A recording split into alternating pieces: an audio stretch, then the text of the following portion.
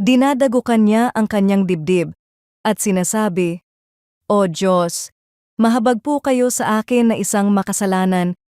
Sinasabi ko sa inyo, ang lalaking ito'y umuwing matuwid sa harapan ng Diyos at hindi ang Pariseyo, sapagkat ang sino mang nagmamataas ay ibababa, at ang nagpapakababa ay itataas."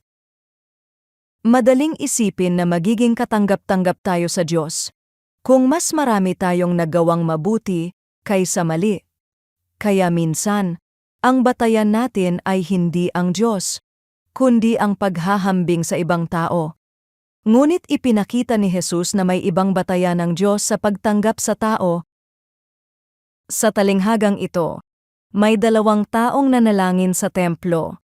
Ang Pariseo ay lumapit na puno ng pagtitiwala sa sarili at ipinagmalaki ang kanyang mabubuting gawa. Samantalang ang maniningil ng buwis ay hindi man lamang makatingala sa langit.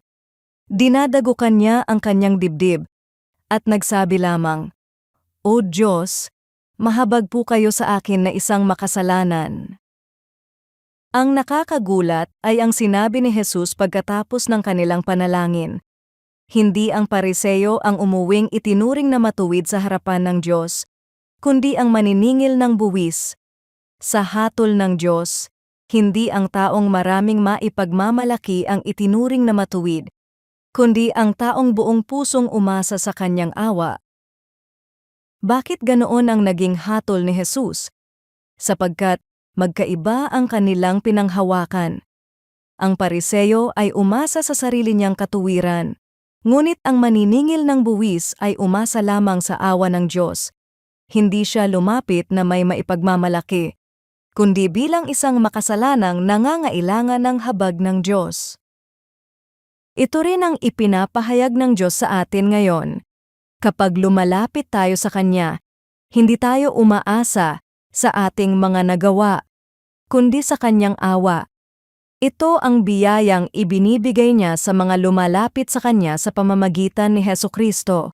Kaya kapag tayo'y nananalangin, hindi natin kailangang patunayan na karapat-dapat tayong pakinggan.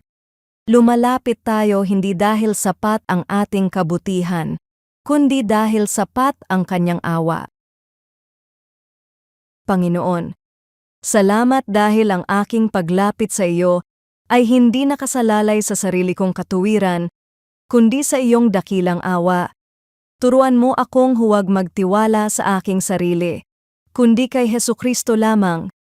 Naway araw-araw akong lumapit sa iyo ng may pusong mapagpakumbaba at lubos na umaasa sa iyong biyaya. Sa pangalan ni Jesus. Amen.